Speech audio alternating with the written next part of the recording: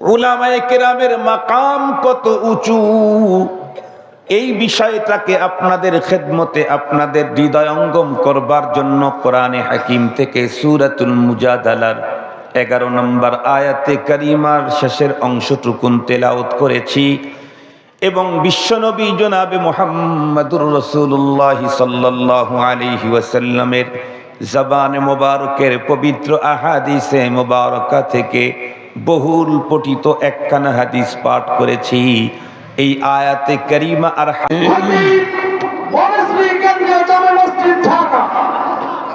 আমি হুজুরকে তার গুরুত্বপূর্ণ নসিহত পেশ করার জন্য সবিনয় অনুরোধ করছি।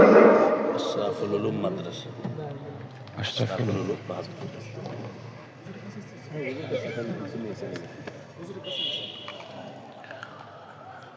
আসসালামু আলাইকুম ওয়া রাহমাতুল্লাহি ওয়া বারাকাতুহু।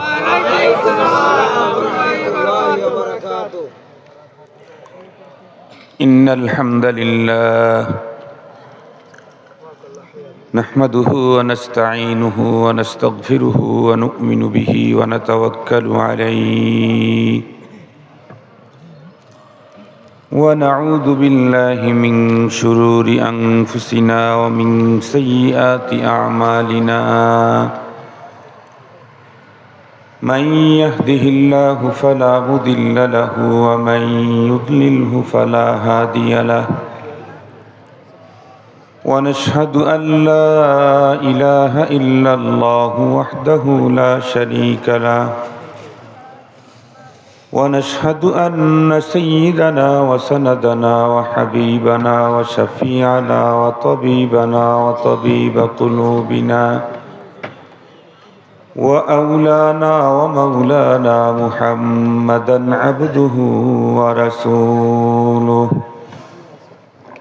الذي أرسله بالحق إلى الخلق بشيرا ونذيرا وداعيا إلى الله بإذنه وسراجا منيرا أما بعد فأعوذ بالله من الشيطان الرجيم بسم الله الرحمن الرحيم يرفع الله الذين آمنوا منكم والذين أوتوا العلم درجات والله خبير بما تعملون وقال نبينا وصفينا وحبيبنا صلى الله عليه وسلم اغد عالما أو متعلما أو محبا أو مستمعا ولا تكن الخامس فتهلك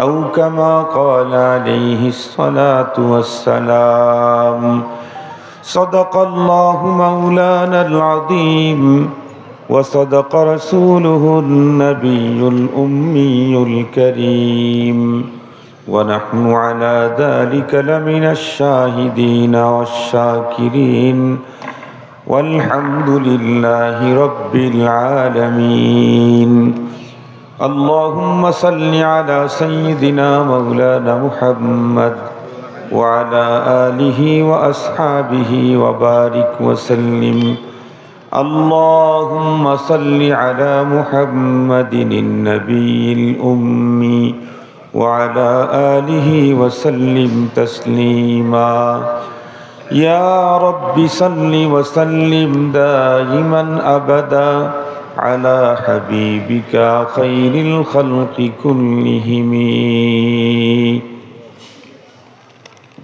আজ 16 নভেম্বর 2024 ইংরেজি শনিবার দিবাগত রাত যশোর সদর বাহাদুরপুর স্কুল পাড়া বাহাদুরপুর আশরাফুল উলুম হাফিজা মাদ্রাসার উদ্যোগে আয়োজিত হাফেজ ছাত্রদের পাগড়ি প্রদান উপলক্ষে সালানা ওয়াজ মাহফিলের সদরে ইজলাস সম্মানিত সভাপতি মুআজ্জাজ হযরত বুজুর্গ উলামায়ে কেরাম, বিভিন্ন দ্বীনি মাদারিস থেকে আগত আজিজ তালাবা, বিভিন্ন অঞ্চল থেকে সমাগত সম্মানিত সুধী, সর্বপ্রথম মহান আল্লাহ পাকের দরবারে আলিশানে লাখো কোটি শুকর যে রব্বে কারীম অত্যন্ত দয়া করে মায়া করে ভালোবেসে আমাদের হায়াতকে দীর্ঘায়িত করে আজকে গভীর রাত পর্যন্ত দিনের নিসবতে কোরআনে পাকের মহাব্বতে জান্নাতি এরিয়াতে অবস্থান নেওয়ার সুযোগ দিয়েছেন। এজন্য দিল থেকে মহান সত্তার শুকরিয়া আদায় করছি। সকলে মহাব্বতের সাথে আকিদাতের সাথে জোর আওয়াজে পড়ে নেই আলহামদুলিল্লাহ। মুহতারাম হাজরিন, আমার যে ভাইয়েরা দাঁড়িয়ে আছেন তাদেরকে বলবো একটু ভিতরে এসে বসে পড়েন। অনেক লম্বা টাইম কথা বলার অভ্যাস আমার নেই, প্রয়োজনও নেই। রাত্রি এখন 11:30 পেরিয়ে গেছে, লম্বা কথা বলার ইচ্ছেও আমার নেই। সংক্ষিপ্ত সময় দুটি কথা আপনাদের খেদমতে পেশ করব, তবে কথাগুলি দিল দিয়ে আমলের নিয়তে আমরা যদি গুরুত্বের সাথে শ্রবণ করতে পারি, পরবর্তীতে আলোচিত কথার উপরে জীবন করতে পারি, তাহলে খতিব মুখাতাব বক্তা শ্রোতা উভয়ের জন্য পরপারের সাআদাতের জরিয়া হবে ইনশাআল্লাহ। মুহতারাম হাজরিন, আমি একটা সাবজেক্টের উপরে আমার দিলে তামান্না বেশ কিছুদিন একটা সাবজেক্টের উপরে আলোচনা করা। আমি গতকালকে সাবজেক্টের উপরে কথা বলেছি, আজকেও দারুল উলুম খুলনাতে এই সাবজেক্টের উপরে কথা বলেছি, এখনও ওই সাবজেক্টের উপরে কথা বলার জন্য ইচ্ছে করেছি। সাবজেক্টটা অত্যন্ত গুরুত্বপূর্ণ বিল খুসুস বর্তমান সময়ের জন্য। আমি শর্ট করে আপনাদের খেদমত উপস্থাপন করব যাতে আমাদের মাকসাদ হাসিল হয়, আর বয়ানের শেষে আমরা বাসায় গিয়ে যথেষ্ট টাইম ঘুমাবার পরে ফজরের সালাত জামাতের সাথে আদায় করার সুযোগ হয়। এখন দেশের প্রতিটি মানুষ কর্মব্যস্ত, সবার কর্মব্যস্ততা আছে। অনেক দীর্ঘ রাত পর্যন্ত দিনই আলোচনা শোনার পরে পরের দিন কাজের বিঘ্নতা ঘটলে পরবর্তী সময়ের আলোচনা সময়ের শোনার জন্য আগ্রহের বিঘ্নতা তৈরি হয়। এই কারণে গভীর রাত পর্যন্ত এখন আলোচনা আলহামদুলিল্লাহ হয় না। একটা সময় ছিল সারা রাত ব্যাপী আলোচনা হতো দেশের অনেক জায়গাতেই। তখনকার সিচুয়েশনটাও ছিল তামাম রাত ব্যাপী আলোচনা করার। তখন রাস্তাঘাট ভালো ছিল না, যোগাযোগ ব্যবস্থা ভালো ছিল না। রাত্রি 10টা পর্যন্ত বয়ানের পরে ছেড়ে দিলে মানুষ নিরাপদে বাসায় যাওয়া সমস্যা হয়ে যেত। এখন তো আলহামদুলিল্লাহ দিনের চাইতে রাত্রে আরও গাড়ি বেশি চলে, তাই না?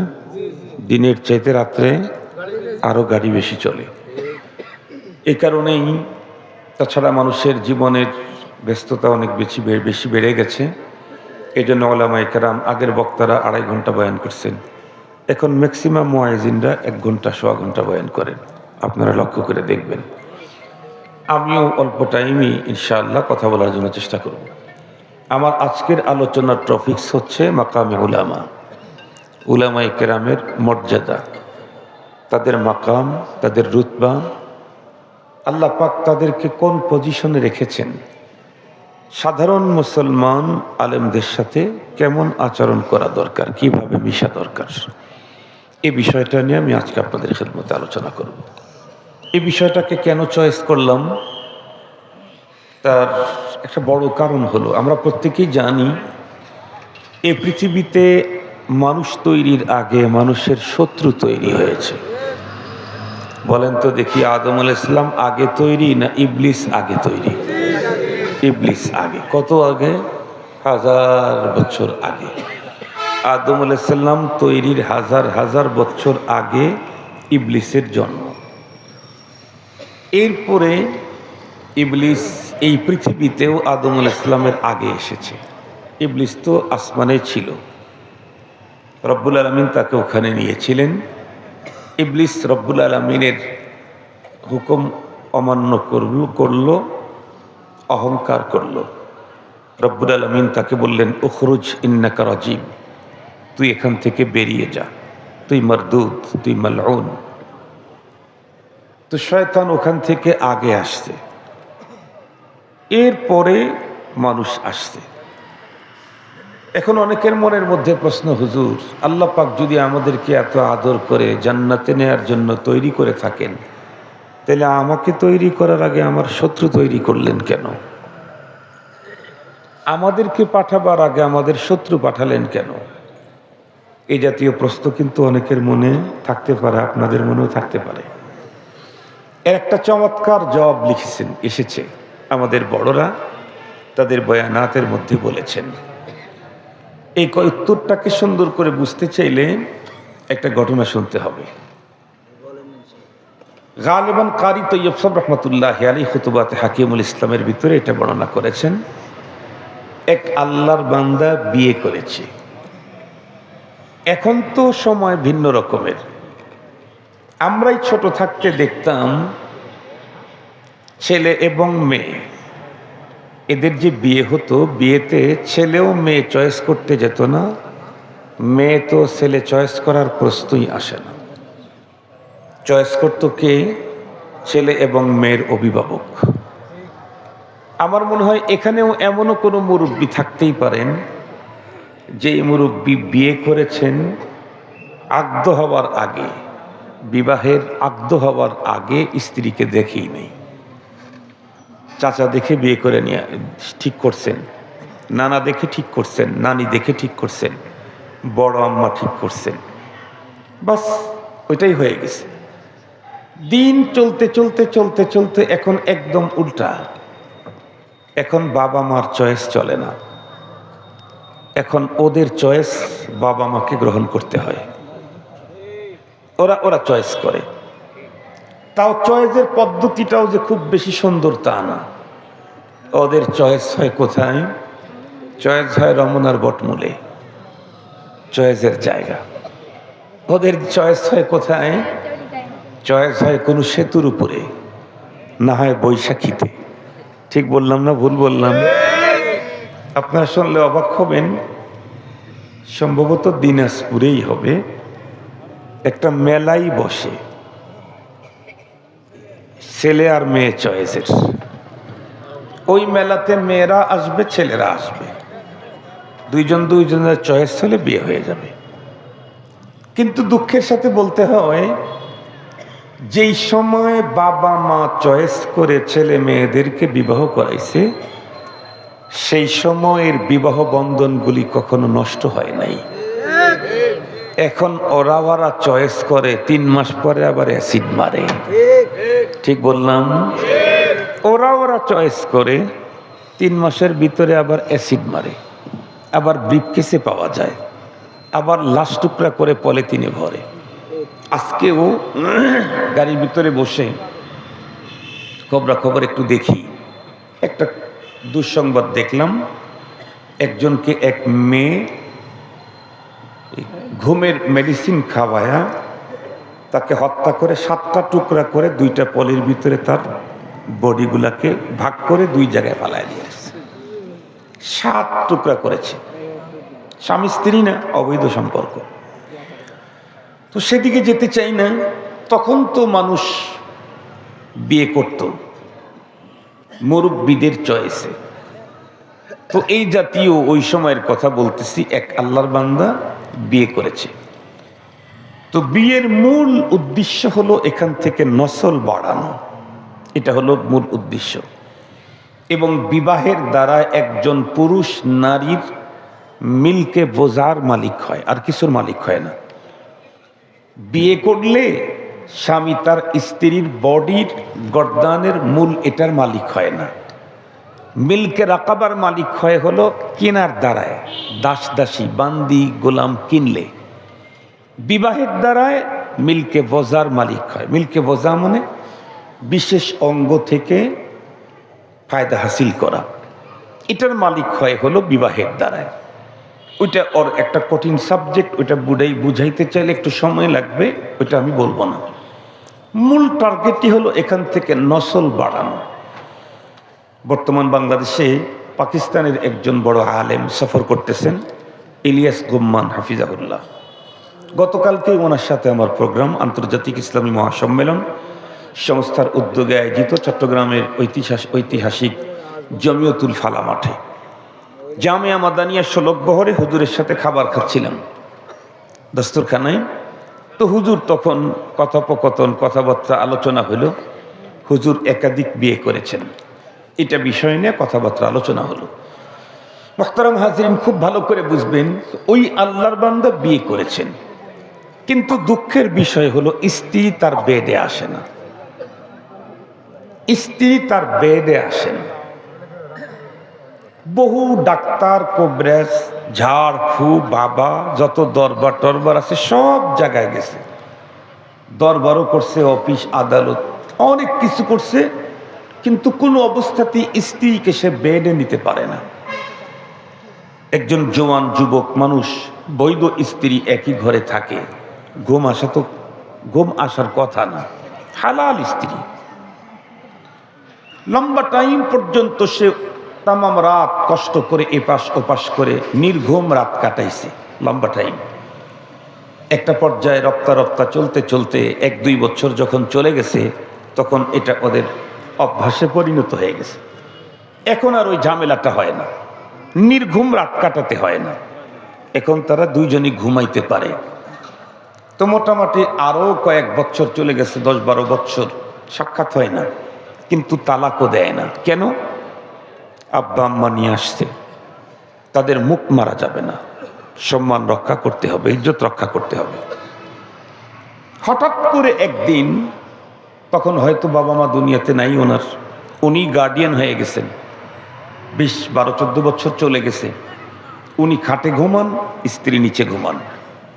হঠাৎ করে এক রাতে ঘুমে এসে, কারণ দুইজনের সাক্ষাৎ হবে না, লম্বা 12-14 বছর চলে গেছে, এক যুগ পার হয়ে গেছে। হঠাৎ করে গভীর রাত্রে স্ত্রী নিচ থেকে লাফ দিয়ে গিয়ে স্বামীর গলা চিপে ধরছে, জড়ায় ধরছে। স্বামী তো ঘুমের মধ্যে, হঠাৎ করে কেউ ধরলে তো একটু আচমকা, তো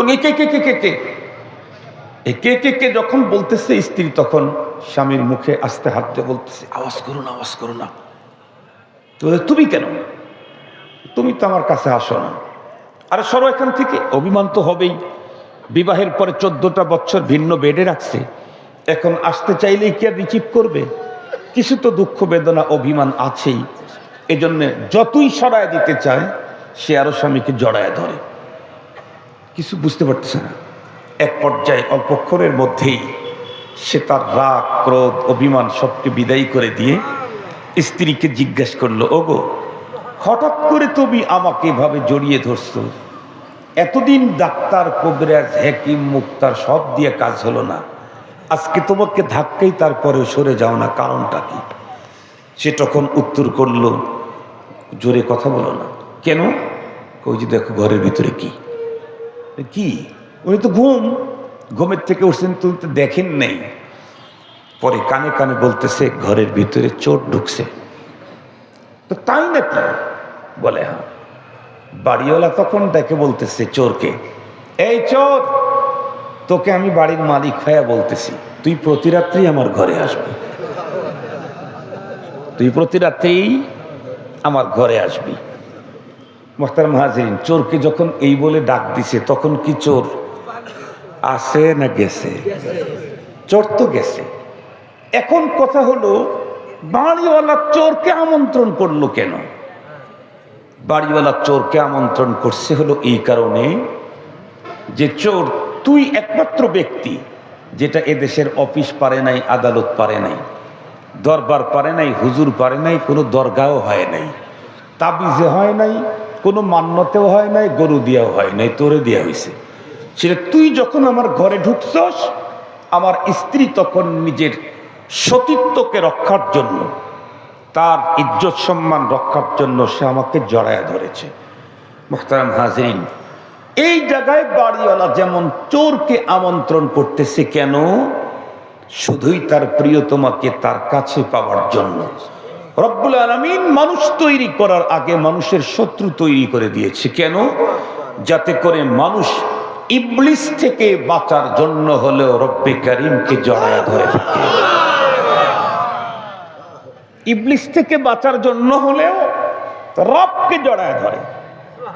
আমি যদি সরে যাই তাহলে ইবলিস আমাকে উচক মারবে, আমাকে নিয়ে নিবে,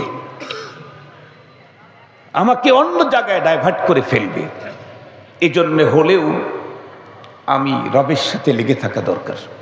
মুহতারাম হাজিরিন, তো বলতেছিলাম মানুষ পৃথিবীতে পাঠাবার আগ থেকেই আল্লাহ তাআলা মানুষের শত্রু তৈরি করেছেন।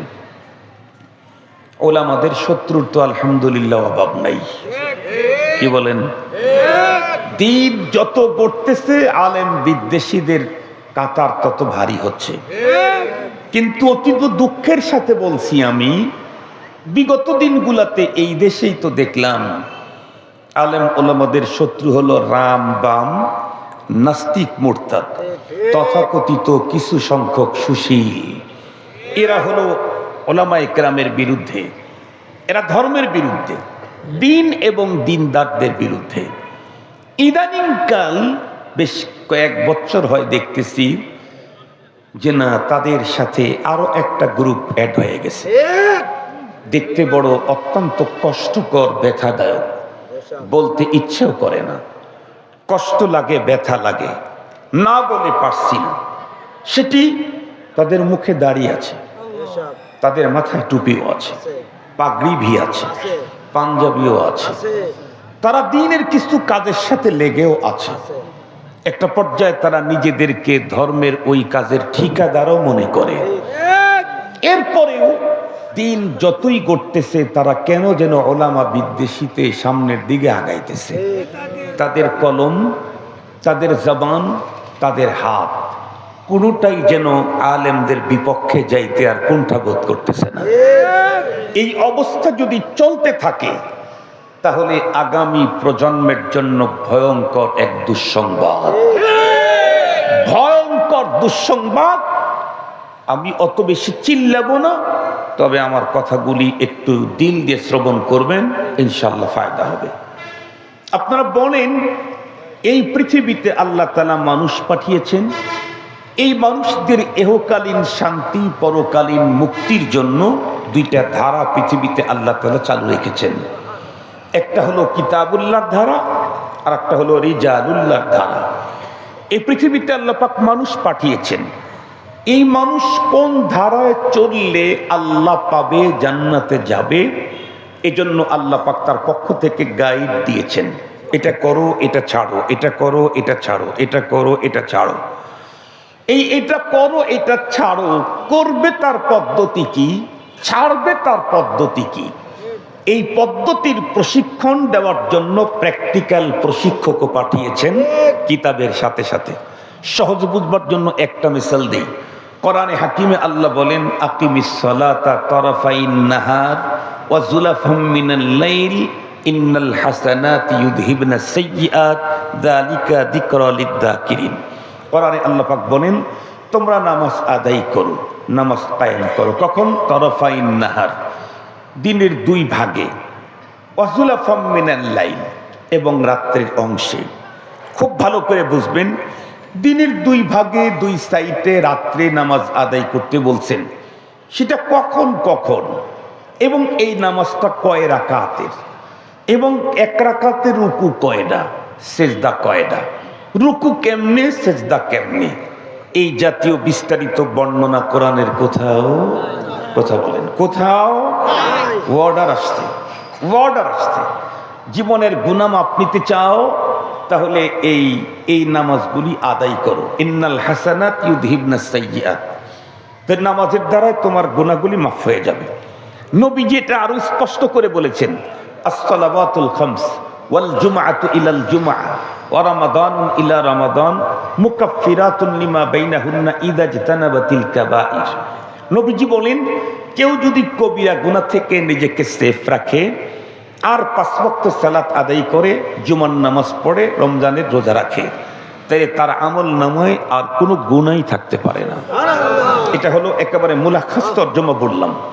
মুহতারাম হাজিরিন, এই নামাজের প্র্যাকটিক্যাল প্রশিক্ষণ দেওয়ার জন্য আল্লাহ তার প্রিয় হাবিবকে পাঠিয়েছেন। আমরা জোহরের সালাত আদায় করার সৌভাগ্য পেয়েছি, নবীজির কাছ থেকে শিখেছি। মাগরিবের সালাত 3 রাকাত, এটা নবীজি আমাদেরকে দিয়েছেন, প্র্যাকটিক্যাল প্রশিক্ষক পাঠিয়েছেন। খুব ভালো করে বুঝবেন। তাহলে রব এই পৃথিবীর মানুষের এহকালীন শান্তি আর পরকালীন মুক্তির জন্য গাইড দিয়েছেন। সেই গাইডের প্র্যাকটিক্যাল প্রশিক্ষণের জন্য আবার প্রশিক্ষকও পাঠিয়েছেন। গাইডগুলাকে কিতাবুল্লাহ বলে, আর প্রশিক্ষকগুলাকে রিজালুল্লাহ বলে। কিতাবুল্লাহর সংখ্যা হলো 104, কিন্তু এই কিতাবের প্র্যাকটিক্যাল প্রশিক্ষকের সংখ্যা হলো 1.25 লাখের উপরে। একটু ঠান্ডা মাথায় চিন্তা করেন, গাইড বই হলো মাত্র 104, আর এর প্রশিক্ষক হলো 1.25 লাখের উপরে। তার মানে একটা গাইড দিয়ে অনেক প্রশিক্ষক নবী রসুল পৃথিবীতে এসেছেন। একটা গাইডে লক্ষ লক্ষ যুগে যুগের মানুষদেরকে দুনিয়ার শান্তি আর পরকালের মুক্তির পথ দেখিয়েছেন। ভালো করে বুঝবেন, গাইডও দরকার, প্রশিক্ষকও দরকার। গাইড যদি আগেরটা হয় তাতে সমস্যা নেই, কিন্তু প্রশিক্ষক ছাড়া শুধু গাইড দিয়ে কেউ আল্লাহ পেতে পারে না, জান্নাতে যেতে পারে না। এই জন্য একটা কিতাব রসুল ছাড়া আছে নাই, তবে কিতাব ছাড়া রসুল আসছেন। কথা বলেন না কেন? একটা কিতাব রসুল ছাড়া আসে নাই। একটা কিতাব দেখাইতে পারবেন না যে এই কিতাব আল্লাহ পাঠিয়েছেন দুনিয়াতে, বাট কোনো প্রশিক্ষক দেন নাই, নেই।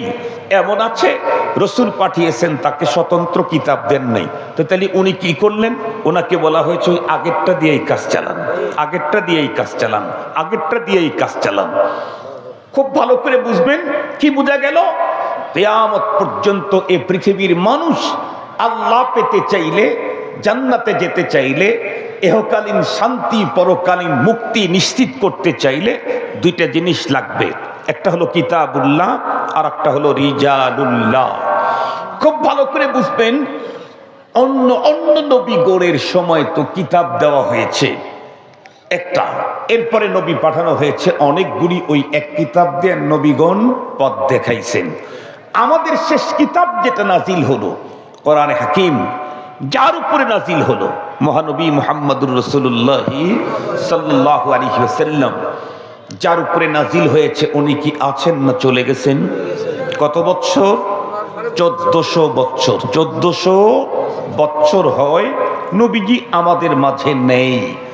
1400 বছর আগে যার উপরে কোরআন নাজিল হয়েছিল উনি চলে গেছেন। কিয়ামত পর্যন্ত আর কোন নতুন নবী আসবেন কি? নতুন নবী আসবেন না। রব্বুল আলামিন ধারা কিন্তু ঠিক রেখেছেন। আগে ধারা কি ছিল? আগের ধারা ছিল হলো কিতাব আগে নাজিল করছেন, এরপরে উপর্যুপরি নবী পাঠাইছেন। যেই নবীকে নতুন কিতাব দেন নাই তাকে বলছেন ওই আগের কিতাব দিয়েই আপনি চালাবেন, আগের কিতাব দিয়েই চালাবেন। শেষ নবীজির পরে নতুন কোন নবী আসবে না। কিতাব তো এটা কিয়ামত পর্যন্ত, কিতাব এটা কিয়ামত পর্যন্ত। তাহলে এই কিতাবের প্র্যাকটিক্যাল প্রশিক্ষণ কে দিবে? নবী তো চলে গেলেন। আল্লাহ পাক রব্বুল আলামিন তার রাসূলকে দিয়ে ঘোষণা দেওয়ালেন যে আপনি তো শেষ নবী, আপনার পরে আর কোনো নবী আসবে না। কিন্তু কিতাব তো এটা শেষ কিতাব, কিয়ামত পর্যন্ত যত হাজার বছর দুনিয়া থাকবে এই কিতাব দিয়েই দুনিয়ার মানুষ হেদায়েত পাবে। প্রশিক্ষক কই? তো আপনি বলেন আল উলামা ওয়ারাসাতুল আম্বিয়া।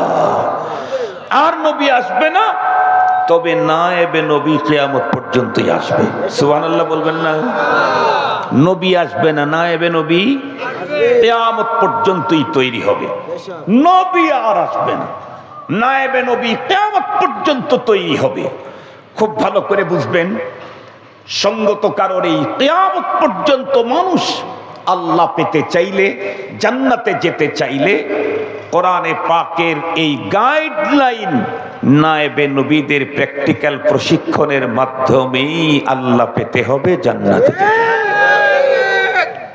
এখন যদি কেউ আলেমদেরকে মাইনাস করে, বাইপাস করে, তাহলে বলুন এই লোকটার মুক্তির কোনো পথ আছে না? নবীজির যুগে নবীকে মাইনাস করে, বাইপাস করে যেমন কেউ আল্লাহ পায় নাই, জান্নাতে যায় নাই, কিয়ামত পর্যন্ত নায়েবে নবী উলামায়ে কেরামদেরকে বাইপাস করে, মাইনাস করে কেউ আল্লাহ পেতে পারে না, জান্নাতে যেতে পারে না। মুসলমান ভাইরা রে, আমার কথাগুলি ভালো করে বুঝবেন।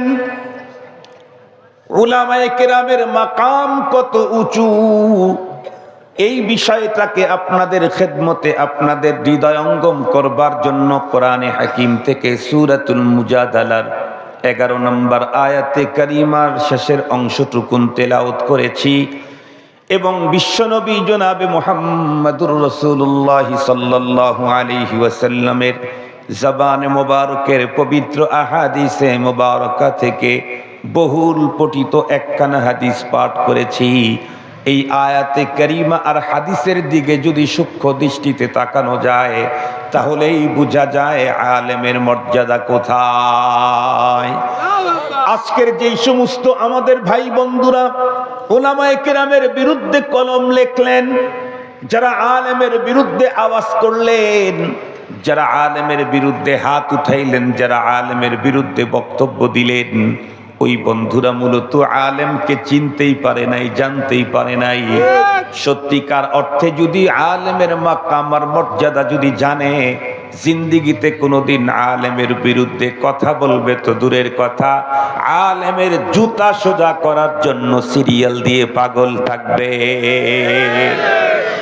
বিষয়টাকে বুঝবার জন্য একটা মিসাল দিলেই বুঝবেন।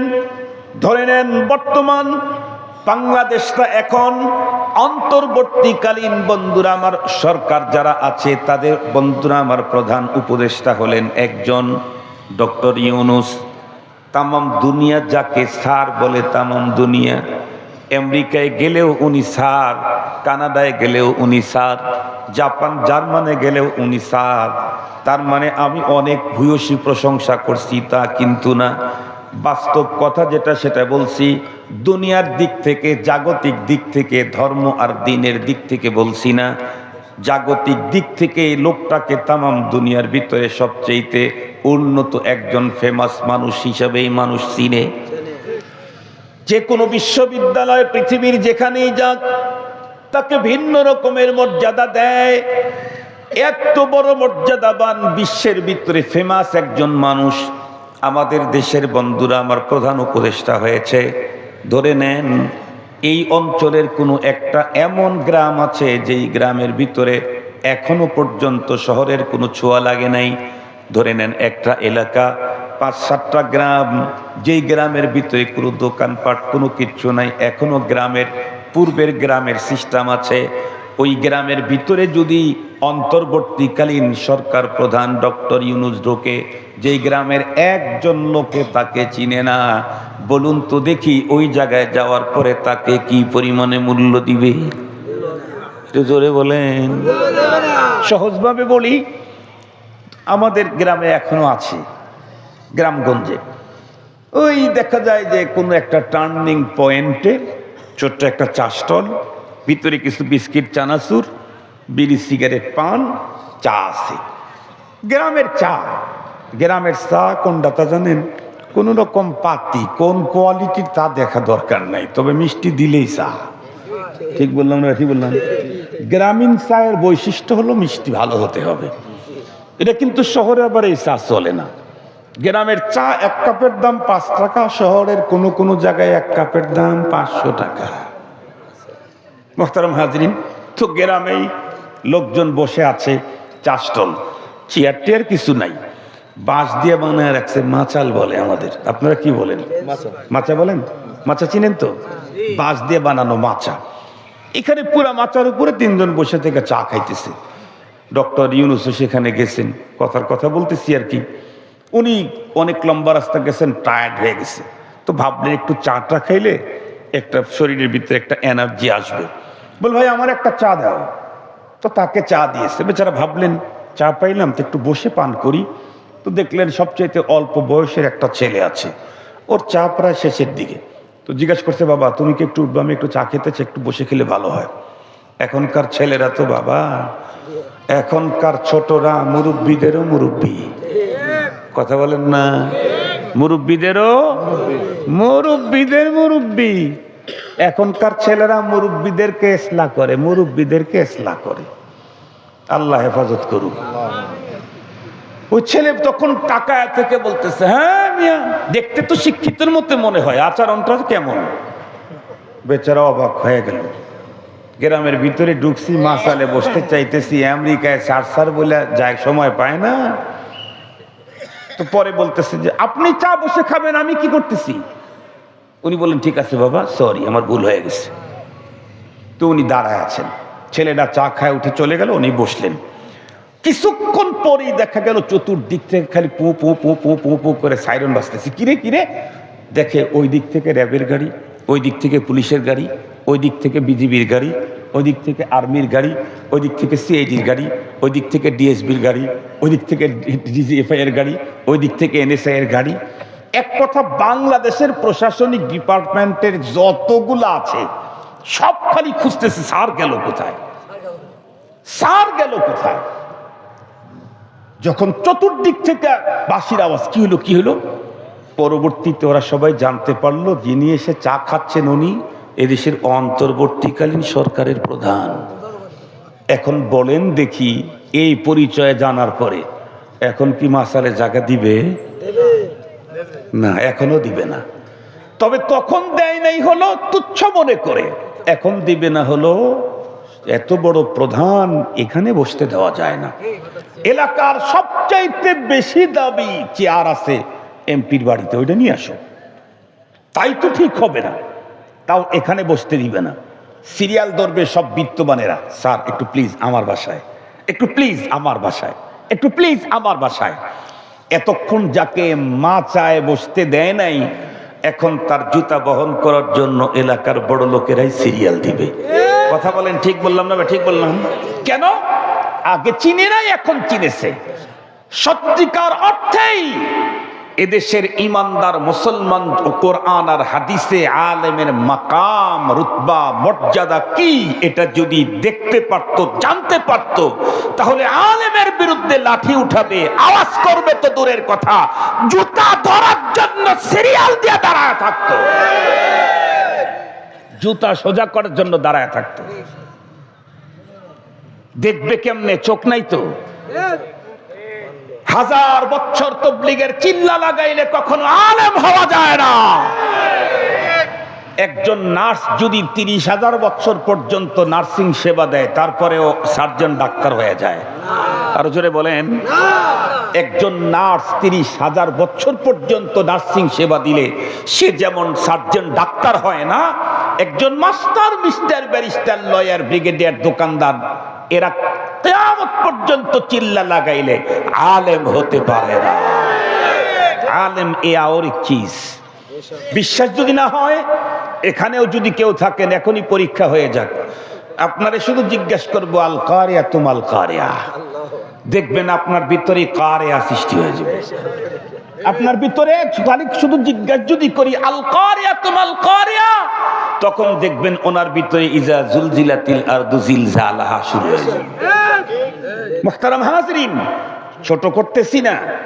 উলামায়ে কেরামদেরকে যারা তুচ্ছ করতেছে, তাচ্ছিল্য করতেছে, তাদের বিরুদ্ধে জবানদারাজি করছে, তাদের সাথে অসৎ আচরণ করছে, তাদেরকে সতর্ক করে দিচ্ছি, মনে রাখতে হবে, মনে রাখতে হবে, নবীর যুগে নবীকে বাইপাস করে, মাইনাস করে কেউ আল্লাহ পায় নাই, জান্নাতে যায় নাই। নায়েবে নবীর যুগে নায়েবে নবীকে বাইপাস করে, মাইনাস করে আল্লাহ পাওয়া যায় না, যাবে না। মুহতারাম হাজরিন, আমি কিন্তু নাম বলবো না, আমি শুধু কাম বলবো, এটা আমার ওদের ধরন। আমি কখনোই নাম বলবো না, আমি শুধু কাম বলবো। যাদের ভিতরে এই কাম আছে তারা একটু সতর্ক হয়ে গেলে আলহামদুলিল্লাহ। কি ভাই, আসেন আল্লাহর কোরআন আর হাদিস থেকে আপনাদেরকে বলছি। আমার বাবার বাড়ির কথা বলবো না, মুহতারাম বাবা জান ওনার কথাও আমি বলবো না। বড় ভাই যান এখানে আছেন, আমাদের কি ইউজ ভাই, ওনার কথাও বলবো না। এমনকি আমার পিসাব, তার কথা বলবো না। আমার উস্তাদ শেখুল্লাহ সাহেবের কথা বলবো না। উলামায়ে কেরামের মাকাম, মর্যাদা এত উঁচা, রব্বুল আলামিন কখনো তার রসুলকে দিয়ে পৃথিবীর মানুষকে জানাইছেন আলেমের মাকাম এই এই। রসুলকে দিয়ে বলানোর পরে আবার আল্লাহ নিজেই বলছেন, রসুলকে দিয়ে বলানোর পরে আবার নিজেই বলছেন আলেমের মর্যাদা এই। আল্লাহু আকবার বলেন। রসুলকে দিয়ে বলাইছেন, এটাই তো যথেষ্ট। রসুলকে দিয়ে বলাইছেন, এটাই তো যথেষ্ট না। তারপরে রব্বুল আমিন আবার জায়গা জায়গায় নিজেও কোরআনের ভিতরে বলে দিয়েছেন। তার ভিতরে একটা হলো সূরাতুল মুজাদালার 11 নম্বর আয়াতে কারিমার শেষের অংশ, আমি যেটা পড়েছি। আর একটা তার রসুলকে দিয়ে বলাইছেন, আল্লাহ পাকের রসুল বলেন, উকদু আলিমান এ মিয়া আমার উম্মতের দল, তোমরা নিজেরা আলিম হয়ে যাও। কেন?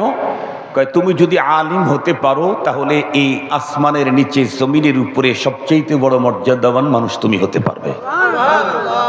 আল্লাহ পাকের রাসূল বলেন খায়রুকুম মান তাআল্লামাল কুরআনা, আরো জোরে বলেন। নাকি নবীজি বলছেন যারা 3 চিল্লা দেয়, 43 চিল্লা দেয়, 3000 চিল্লা দেয়, তারা পৃথিবীর শ্রেষ্ঠ? রাসূলুল্লাহ তাই বলছেন?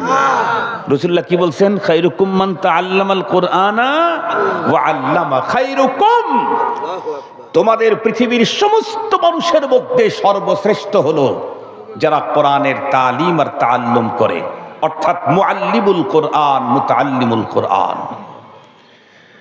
আল্লাহ পাকের পয়গম্বর বলেন তুমি নিজে আলিম হয়ে যাও। কেন? তুমি যদি আলিম হতে পারো, খায়রুকুম মান তাআল্লামাল কুরআনা ওয়া আল্লামা, পৃথিবীর সবচাইতে শ্রেষ্ঠ মানুষ তুমি হতে পারবে। কেমন শ্রেষ্ঠ?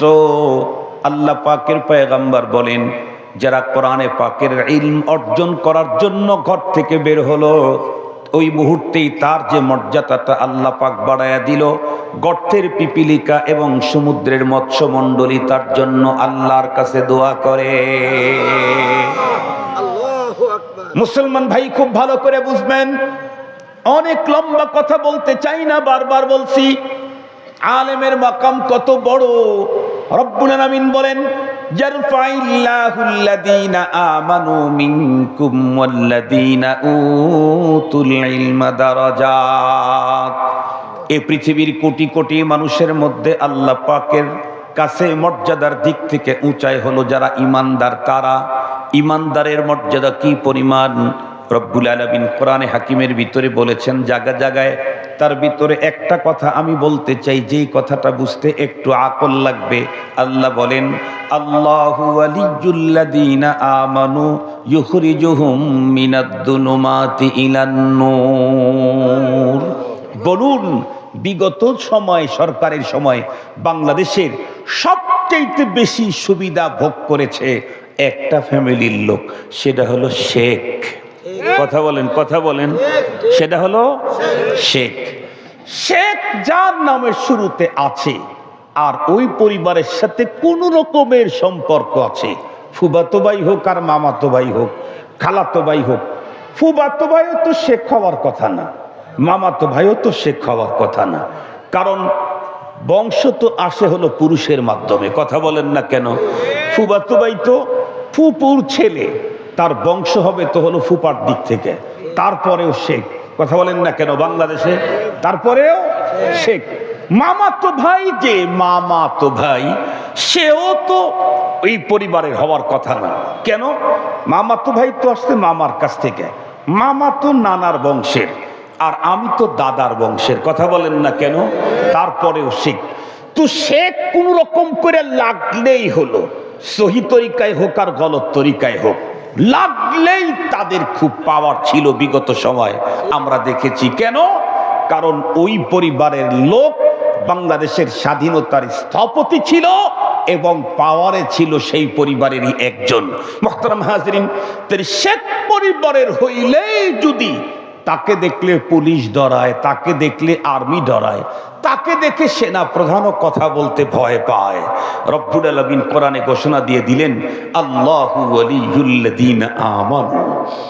এই পৃথিবীর ঈমানদার যারা, তাদের গার্ডিয়ান হইলাম আমি, তারা আমার। তাদের গার্ডিয়ান কে? ঈমানদারের গার্ডিয়ান কে? বঙ্গবন্ধু কারো গার্ডিয়ান হলে অথবা তার কন্যা কারো গার্ডিয়ান হলে যদি এদেশের সবাই তাকে ভয় পেয়েছে, তার মর্যাদা এত উঁচায়, রব্বুল আলামিন কারো গার্ডিয়ান হওয়ার ঘোষণা দিলে সারা দুনিয়াই তাকে ভয় পেতে বাধ্য হয়। ঈমানদারদের ব্যাপারে রব বলেন ওরা আমার। আল্লাহু ওয়ালিয়্যুন আল্লাযীনা আমানু, আর কি আল্লাহু ওয়ালিয়্যুল্লাযীনা আমানু, যারা ঈমান এনেছে তাদের ওলি হলেন, তাদের গার্ডিয়ান অভিভাবক কে? আল্লাহ। তাহলে ঈমানদারদের মর্যাদা অনেক উঁচু। ইয়ারফাইল্লাহুল্লাযীনা আমানু মিনকুম তবে পরক্ষণই রব্বুল আলামিন ডেকে বললেন, পৃথিবীর ঈমানদারেরা খুব ভালো করে বুঝবা, তোমাদের মর্যাদা সকলের ভিতরে অনেক উঁচু, তবে তোমাদের ভিতরে কিছু ভিআইপি পার্সনও আমার কাছে আছে। ভিআইপি পার্সন কারা? আল্লাহ পাক বলেন, ওয়াল্লাযীনা উতুল ইলমা দারাজাত, তোমাদের ভিতরে যাদেরকে ইলম দেওয়া হয়েছে তারা হলো আমার কাছে ভিআইপি। তাদের দরজা অনেক উঁচা, অনেক উঁচা, অনেক উঁচা। কি পরিমাণে তাদের দরজা উঁচা, এ প্রসঙ্গে বন্ধুরা আমার আব্দুল্লাহ ইবনে আব্বাস রাদিয়াল্লাহু তাআলা আনহু রাসের রাইস ফি ইলমি তাফসীর, ইলমে তাফসীরের ভিতরে, জগতের ভিতরে সবচাইতে বড় মুফাসসির হলেন আব্দুল্লাহ ইবনে আব্বাস রাদিয়াল্লাহু তাআলা আনহু।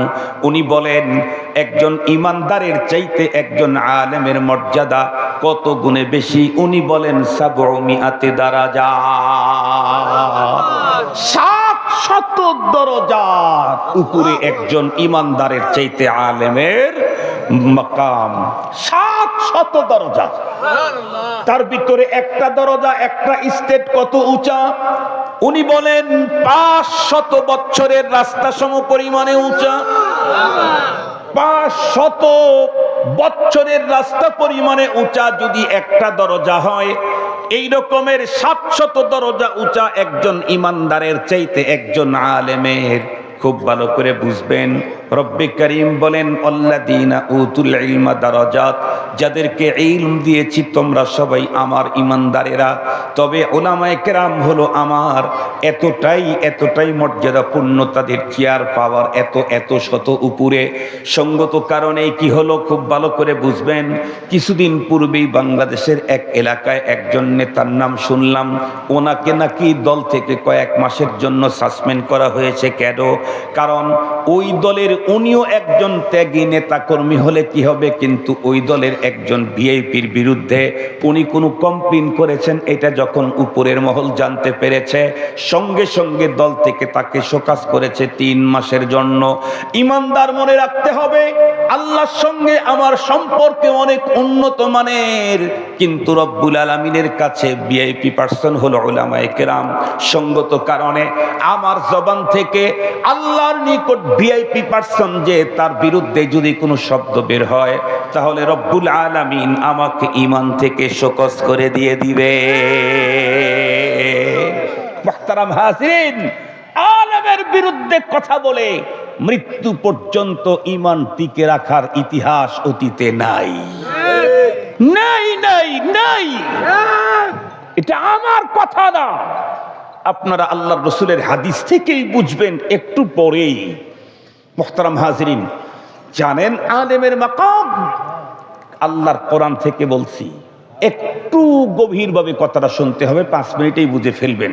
আল্লাহ পাক কোরআন শরীফের এক জায়গায় বলেন, শাহিদাল্লাহু আন্নাহু লা ইলাহা ইল্লাহু ওয়াল মালাইকাতু ওয়া উলুল ইলমি কাইমান বিল কিসতি লা ইলাহা ইল্লা হুয়াল আজিজুল হাকীম। গভীরভাবে শ্রবণ করবেন। আয়াতে আল্লাহ কি বললেন?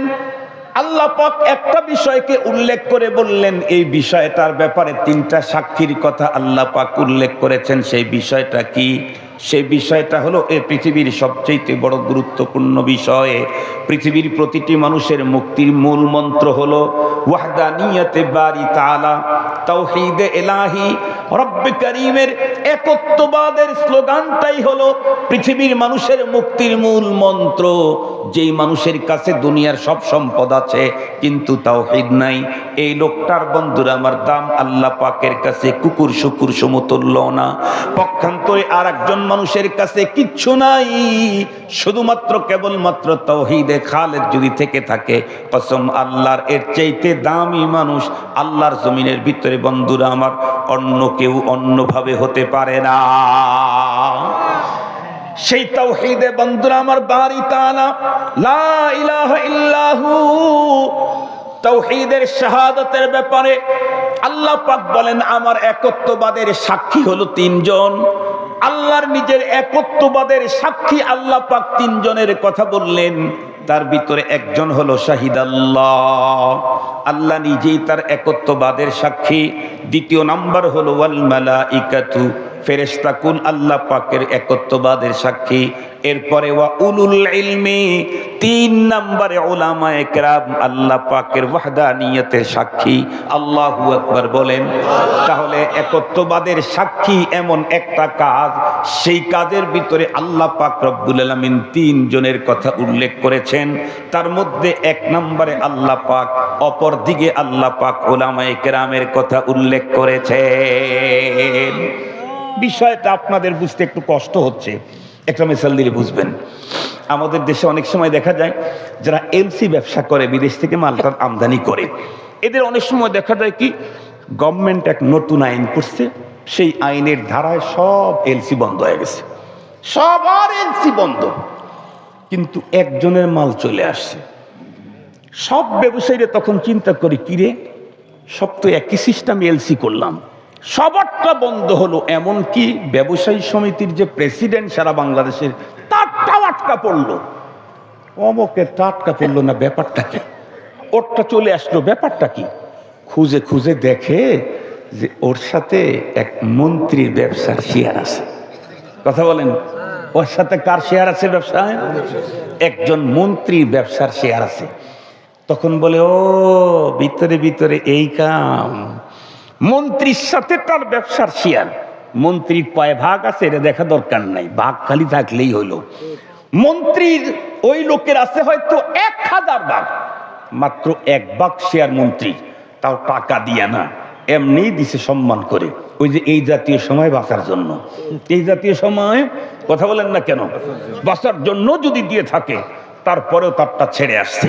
মুহতারাম হাজিরিন, মাত্র এতটুকুন শেয়ার মন্ত্রীর সাথে থাকার কারণে যদি তার ব্যবসাতে এত পাওয়ার হয়, শাহিদাল্লাহু আন্নাহু লা ইলাহা ইল্লাহু ওয়াল মালাইকাতু ওয়া উলুল ইলম কাইমান বিল কিসত লা ইলাহা ইল্লা হুয়াল আজিজুল হাকীম। রব্বুল আলামিন বলেন, আমার ওয়াহদানিয়তের সাক্ষীর ব্যাপারে 3 জন, তার মধ্যে 1 নম্বরে আমি আল্লাহ নিজেই আমার ওয়াহদানিয়তের সাক্ষী, 2 নম্বর ফেরেশতা সাক্ষী।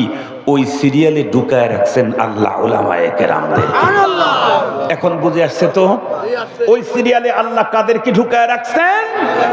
উলামায়ে কেরামের মাকাম কোথায় একটু চিন্তা করে দেখেন। সবারটা যখন আটকিবে, তখনও আলেমেরটা আটকিবে না। মুহতারাম হাজিরিন, এ ব্যাপারে মারিফুল কোরআনে হাদিস আছে, আমি ওটা আজকে আপনাদের খেদমতে বলতে চাই না। ওই হাদিস বললে, হাদিস বলতে লাগবে 2 মিনিট, হাদিসের ব্যাখ্যা বুঝাইতে লাগবে হলো আধা ঘন্টা। এজন্য আমি ওটা আজকে বলতে চাই না। আমার আলোচনার শেষ কথা হলো, তাহলে আল্লাহ পাক তার রসুলকে দিয়ে আলেমের মর্যাদার কথা বলাইলেন, এরপরে আল্লাহ নিজে কোরআনের জায়গা জায়গায় আলেমের কথা বললেন। রসুল সাল্লাল্লাহু আলাইহি ওয়াসাল্লাম কি বললেন? উগদু আলিমান, মনে আছে তো? তুমি আলিম হয়ে যাও, তাহলে কি হবে? পৃথিবীর সর্বশ্রেষ্ঠ হবে। তা যদি না পারো, আও মুতাআল্লিমান, তাহলে তুমি 2য় শ্রেণীতে ঢোকো, তালিবুল ইলম হও। তাও যদি না পারো, আও মুহিব্বান, আলেমকে মুহাব্বতকারী হও। তাও যদি না পারো, আও মুস্তামিআন, তাহলে শ্রবণকারী হও। আমি জিজ্ঞেস করতে চাই, এই 4টার সবগুলা কার সাথে সম্পর্ক? আলেমের সাথে। সবগুলা কার সাথে? আলেমের সাথে। প্রথমটা তুমি নিজে আলেম হও, খালাস। আলেম যদি না হও, তাহলে 2য় কাতারে ঢোকো, কি? তালিবুল ইলম। তালিবুল ইলম কার কাছ থেকে ইলম শিক্ষা করবে? আর একটু জোরে বলেন, তাহলে সেও আলেম। তাও যদি না পারো, তাহলে মুহাব্বত করো, কারে? আর একটু জোরে বলেন, কারে? তাহলে সেটাও আলেম। তাও যদি না পারো, 4 নাম্বার, এরপরে আর কোনো সিরিয়াল নাই, মুক্তির কোনো সিরিয়াল নাই, সেটা হলো মুস্তামিয়া। আলোচনা শোনো, কথা শোনো। কার কথা?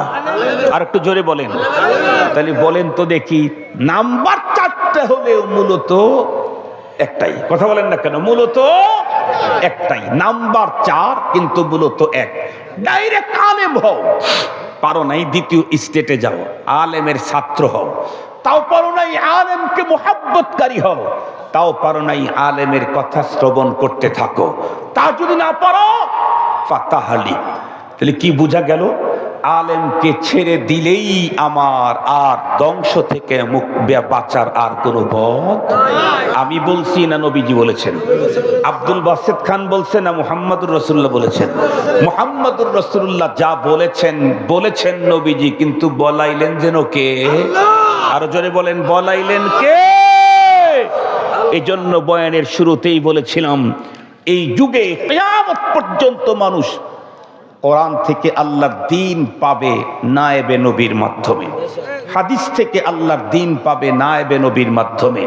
এ কারণেই নায়েবে নবীদেরকে বাইপাস করে, মাইনাস করে এই যুগে কেউ আল্লাহ পেতে পারে না, জান্নাতে যেতে পারে না। এজন্য আসুন আমরা নিজের আলেম হই, না পারলে তালিবুল ইলম হই, না হইলে তাদেরকে মোহাব্বত করি। মোহাব্বত কি মাথা দিয়ে, মুখ দিয়ে, হাত দিয়ে, পা দিয়ে হয় না দিল দিয়ে হয়? যাদের অন্তরে মোহাব্বত থাকে তাদের বিরুদ্ধে কি লাঠি ওঠে? তাদের বিরুদ্ধে লাঠি ওঠে না। তাহলে যাদের বিরুদ্ধে যারা লাঠি উঠায় তাদের অন্তরে মোহাব্বত নেই। আমার অন্তরে ওলামায়ে কেরামের মোহাব্বত ঢুকাইতে হবে। আলহামদুলিল্লাহ, আশরাফুল উলুম মাদ্রাসা, বাহাদুরপুর আশরাফুল উলুম মাদ্রাসা, এটা হলো আলেম তৈরিরই কারখানা। সুবহানাল্লাহ বলবেন কি? নায়েবে নবী তৈরির কারখানা। আপনারা বলেন, একটা প্রতিষ্ঠান থেকে ডাক্তার তৈরি হয়, আর একটা প্রতিষ্ঠান থেকে ইঞ্জিনিয়ার তৈরি হয়, আর একটা প্রতিষ্ঠান থেকে ব্যারিস্টার তৈরি হয়, আর একটা প্রতিষ্ঠান থেকে লেফটেন্যান্ট কর্নেল জেনারেল তৈরি হয়, আর একটা প্রতিষ্ঠান থেকে কি বলে সায়েন্টিস্ট তৈরি হয়, আর একটা প্রতিষ্ঠান থেকে আইনজীবী তৈরি হয়, আর একটা প্রতিষ্ঠান থেকে নায়েবে নবী তৈরি হয়। কোন প্রতিষ্ঠান উত্তম? আর জোরে বলেন, যেই প্রতিষ্ঠান থেকে নায়েবে নবী তৈরি হয় এই প্রতিষ্ঠানই উত্তম। আমরা এই উত্তমের সাথে যদি কানেক্টেড করতে পারি, ইনশাআল্লাহ আল্লাহ পাক আমাদেরকে উত্তমদের কাতারে পরপারে দাঁড় করাবেন। নবীজি বলছেন, আল মারউ মাআ মান আহাব্বা, দুনিয়াতে যে যাকে মহব্বত করবে পরপারে আল্লাহ পাক তাকে তার কাতারে দাঁড় করায় দিবে। আমরা এতটুকুন আলোচনায় বুঝেছি আলেমের মাকাম কত উঁচা। সঙ্গত কারণে আমি কমপক্ষে ৪র্থ নম্বর সিরিয়ালে থাকতেই হবে। এর পরে গেলেই আমি আমাকে ধ্বংস থেকে রক্ষা করতে পারবো না। এটা মোল্লার কথা না, রাসূলুল্লাহর কথা। আল্লাহ পাক আমাদেরকে আলোচিত কথা বুঝা, এর উপরে আমল করা, জীবন গড়ার তৌফিক দান করুক। জোরে বলেন আমিন। ওয়া আখিরু দাওয়ানা আনিল হামদুলিল্লাহি রাব্বিল আলামিন। ওয়াসসালামু আলাইকুম ওয়া রাহমাতুল্লাহি ওয়া বারাকাতুহু।